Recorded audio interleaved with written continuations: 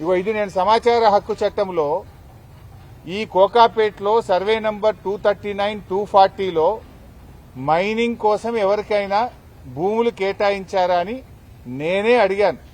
ఇది ప్రభుత్వం యొక్క సమాధానం.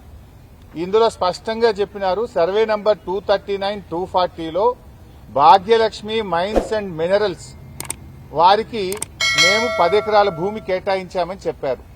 కేటాయించింది 10 ఎకరాలు, కబ్జా పెట్టింది 17 ఎకరాలు. నీ మేనల్లుడు రమేష్ రెడ్డి అనుచరులు ఈ క్రషర్ వెనుక ఉన్నారు. అంటే నీ అల్లుడి అనుయాయులకు 17 ఎకరాల భూమి ఇస్తావు, క్రషర్లు పెడతావు. ఈ పక్కన బిల్డర్లందరూ నా అల్లుని దగ్గరనే కంకర కొనాలంటావు, నా అల్లుడి దగ్గర కొంటేనే మీకు అనుమతులు ఇస్తా అంటావు. అల్లుడికి ఇవ్వడానికి 17 ఎకరాలు దొరికింది, కానీ శారదాపీఠం 2 ఎకరాలు మాత్రం కూల్చడమేనా నీ పని?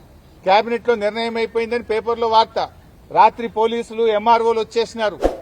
నేను బాధతో అడుగుతున్నా, మంత్రి గారు శ్రీధర్ బాబు గారు, మీకైనా ఆ రేవంత్ రెడ్డి కంటే లేకపోవచ్చు, దేవుడు అంటే విశ్వాసం ఉందో లేదో నాకు తెలియదు. మరి శ్రీధర్ బాబు గారు మీరైనా ముఖ్యమంత్రి మీద ఒత్తిడి తేవాలి కదా.